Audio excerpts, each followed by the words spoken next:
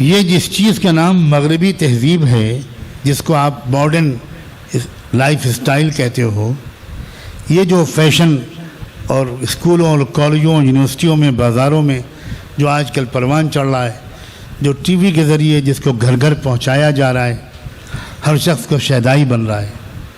اے میرے نوجوان بچوں اور بچیوں، جب تک تم اس شیطانی تہذیب سے نفرت نہیں کرو گے، گھن نہیں کرو گے، اس کے نقصانات سے بچ نہیں سکتے.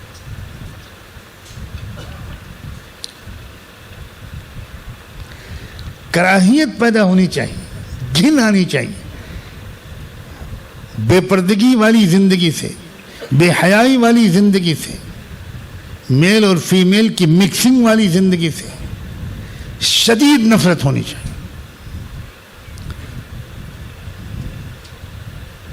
آپ اپنے بچے کو اسکول میں داخل کرتے وقت یہ سوچئے کہ میرے بچے کا اس اسکول میں جانے کے بعد کیا حشر ہوگا، اس کے اخلاق کا، اس کے کردار کا، اس کے جذبات کا، اس کی جوانی کا کیا حال ہوگا. باقی چیزیں بعد میں سوچئے، پہلے اس کو سوچئے.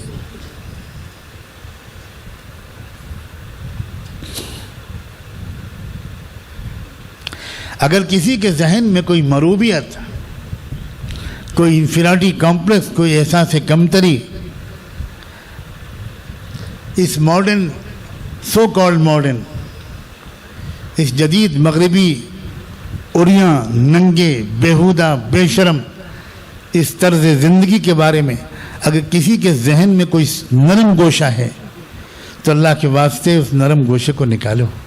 بغض ہونا چاہیے، بغض، شدید نفرت ہونی چاہیے. میں نے شروع میں آیت اسی نیت سے پڑھی تھی، فَمَنْ يَكْفُرْ بِالطَّاغُوتِ وَيُؤْمِنْ بِاللَّهِ،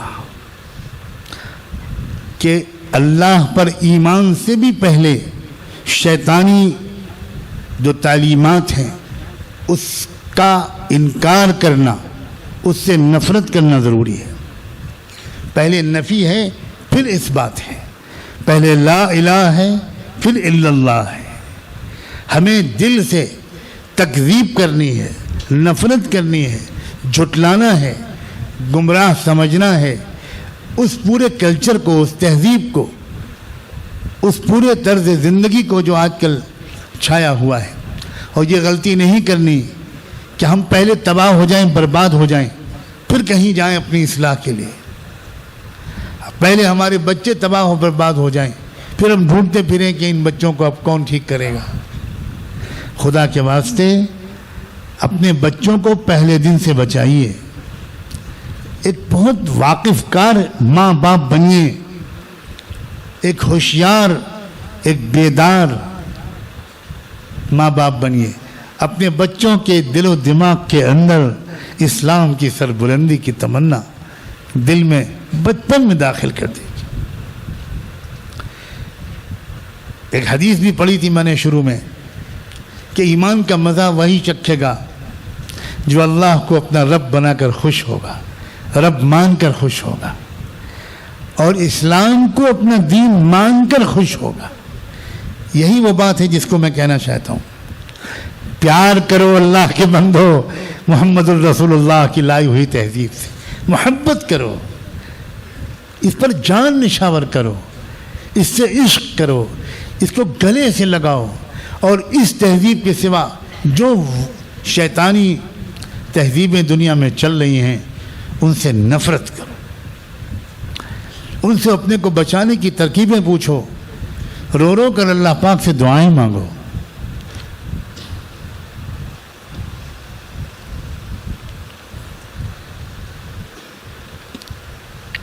اسلام اور ایمان ایک ایسا پودا ہے جو ہر زمین میں نہیں پیدا ہوتا. اس کو خاص قسم کی زمین چاہیے، کھاد پانی چاہیے، ماہر مالی کی نگرانی چاہیے، کیڑے مار دواؤں کا چھڑکاؤ چاہیے. ورنہ ہم نے اپنے آپ کو ماحول کے حوالے کر دیا، اپنے بچوں کو ماحول کے حوالے کر دیا، نہ ان کے ایمان کو غذا دی، نہ ان کے علم کو خوراک دی، نہ انہیں واقف کرایا. پھر ہم کیسے امید کر سکتے ہیں کہ وہ اس تہذیبی یلغار سے اپنے آپ کو بچا پائیں گے؟ یلغار ہے، یلغار ایک سیلاب ہے، ایک طوفان ہے، ایک حملہ ہے. اور قسم کھا کے کہہ سکتا ہوں اسی کو کہتے ہیں دجال کا فتنہ، اسی کو کہتے ہیں دجال کا فتنہ.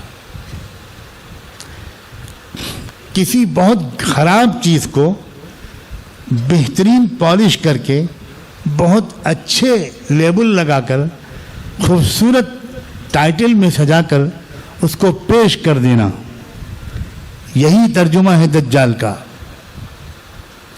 اور آج کل کا یہ کلچر کیا اسی پر ڈیپینڈ نہیں کرتا ہے؟ کیا اسی پر کھڑا ہوا نہیں ہے؟ پوری تہذیب یہی ہے.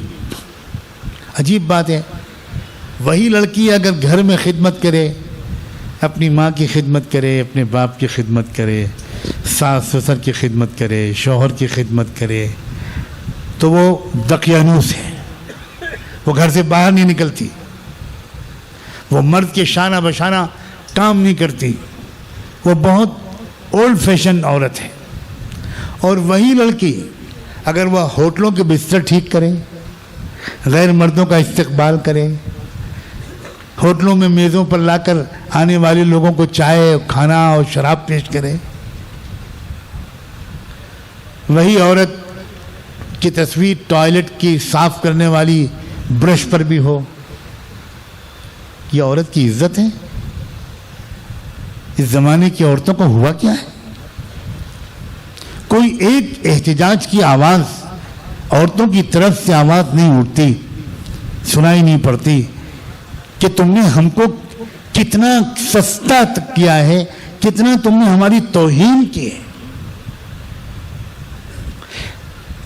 ایک صابن نہیں بک سکتا ہماری ننگی تصویر کے بغیر. کمال. ساری عورتیں اس پر بہت خوش ہیں کہ یہ ہے آزادی. اور اگر کوئی کہے کہ ذرا پردے میں رہو، ذرا اپنے آپ کو بچاؤ، کہ یہ عورتوں کی آزادی میں خلل ڈالتے ہیں. یہ بہت بیکورڈ لوگ ہیں. واقعی یقین بڑھ گیا اللہ کے رسول کی اس بات پر کہ عورتوں میں سمجھ کی کمی ہوتی. یقین بڑھ گیا. اگر عورتوں میں سمجھداری ہوتی تو وہ سب سے زیادہ آگے بڑھ کر مخالفت کر رہی ہوتی اس موجودہ تہذیب کی. وہ کہہ رہی ہوتی. عجیب زمانہ ہے. سپریم کورٹ میں شکایت کی گئی ہے کہ مسلمان مرد ایک سے زیادہ شادی کرتے ہیں، اور سپریم کورٹ نے اس کو بڑا سیریس مسئلہ لیا ہے اور اس کو کانسٹیٹیوشن بینچ کے پاس ریفر کیا ہے. 5 ججز بیٹھ کر فیصلہ کریں گے. بہت خطرناک جرم ہو رہا ہے یہ. ایک سے زیادہ عورت سے شادی. اوہو، اس کو روکنے کے لیے ملک کے چوٹی کے ماہرین قانون کی ضرورت ہے. سبحان اللہ. اور یہی سپریم کورٹ آج سے 20 سال پہلے یہ فیصلہ کر چکا ہے کہ شادی اور نکاح کے بغیر کوئی مرد اور عورت ایک ساتھ زندگی بھر رہ سکتے ہیں.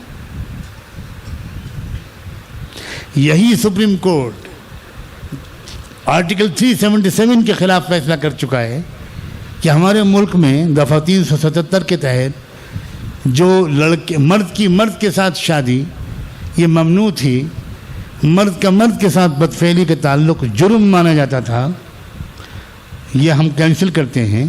اب مردوں کو اختیار ہے کہ وہ مردوں کے ساتھ تعلقات قائم کریں. کیا ہو گیا اس دور میں؟ یعنی آپ 50 عورتوں سے ناجائز تعلقات قائم کر سکتے ہیں، لیکن کسی ضرورت کے تحت آپ دوسری شادی نہیں کر سکتے. یہ وہ زمانہ ہے بھائی. مگر اگر آپ اس مروبیت سے نہ نکلے کہ اگر کوئی انگریزی بول رہا ہے تو وہ بہت پڑھا لکھا ہے.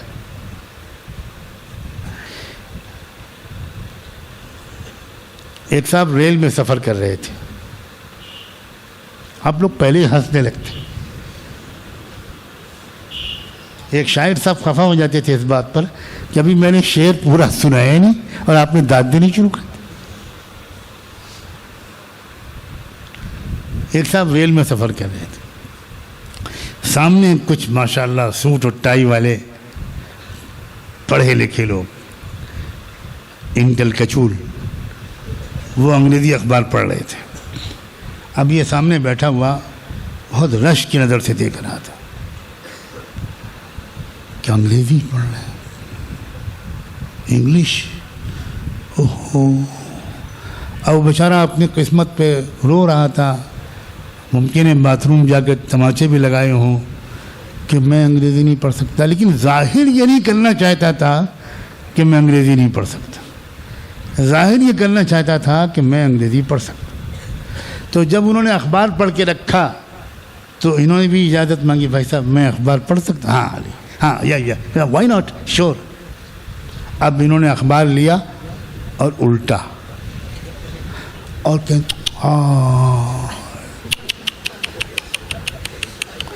ارے سب مر گئے ہوں گے. تو انہوں نے پوچھا کہ کیا ہوا بھائی صاحب؟ کہنے دیکھیے یہ کار الٹ گئی، وہ اصل میں الٹا اخبار تھا، تو کار کا اشتہار تھا، تو وہ دیکھ رہے تھے پہیے اوپر ہے چھت نیچے ہے. کہنے دیکھیے الٹ گئی، سب مر گئے ہوں گے. تو ان کہا نہیں بھائی صاحب آپ رکھ دیجئے، آپ رکھ دیجیے، آپ رکھ دیجیے. کیا تماشا ہے یہ! جو انگریزی جانے، چاہے وہ گدھے اور کتے کی طرح کھڑے ہو کے پیشاب کرتا ہوں، وہ بہت سمجھدار ہے، وہ بہت سمجھدار ہے. یہ غلامانہ ذہنیت ترک کرو، ترک کرو. سب سے شاندار علم وہ ہے جو محمد الرسول اللہ کے ذریعے علم ہے، تہذیب ہے، شرافت ہے، روشن خیالی ہے،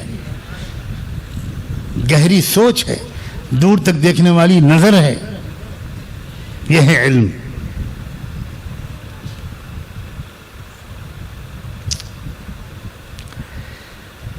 جو اس علم کی توہین کرے وہ جہالت کا امام ہے. وہ نہیں جانتا، وہ بالکل نہیں جانتا کہ علم کسے کہتے ہیں.